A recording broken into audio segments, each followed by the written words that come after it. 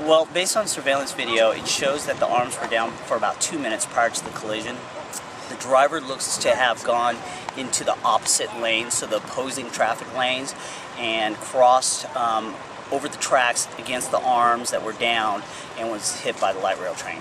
Based on the video, it shows that the vehicle went into the westbound lane as it was traveling eastbound, so it was going against opposing traffic if there was traffic coming at it, and then crossed against the arms that were down from the train, and the train didn't have time to react. At about 10:12, we responded to 47th Ave and 27th Street on the train tracks, a light rail train versus a green Honda sedan.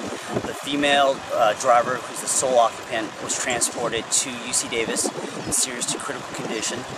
Based on witness statements and surveillance, it indicates that the driver was eastbound on 47th, crossed over to the westbound lanes, the opposing traffic lanes, crossed over the railroad tracks against the arms that were down, and was hit by the light rail train.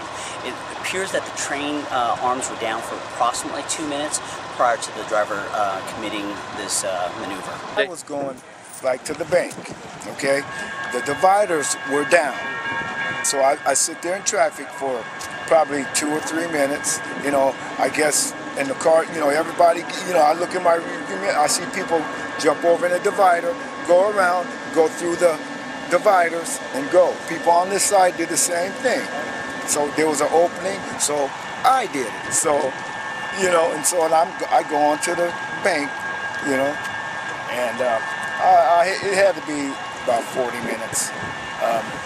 And then on my way back, you know, I come on my same route, and I get here and see this. She did the same thing everybody else. She got impatient, and you know, but this time a train was coming.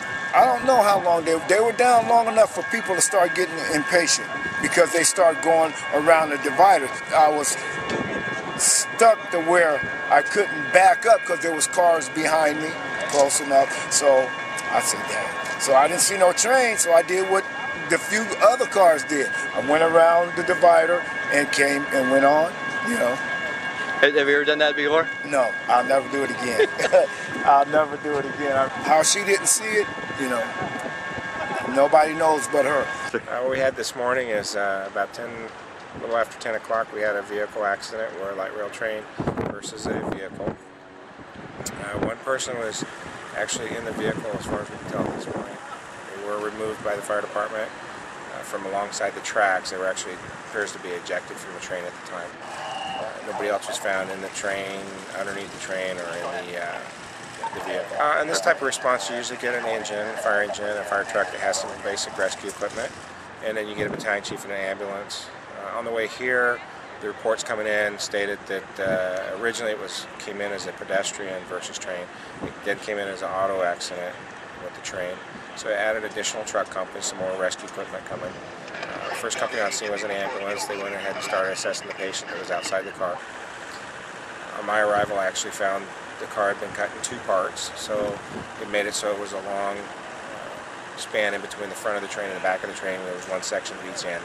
So we ended up calling some additional engines and truck companies for rescue, and our heavy rescue from North Sacramento, just in case we had to lift the train or do anything else.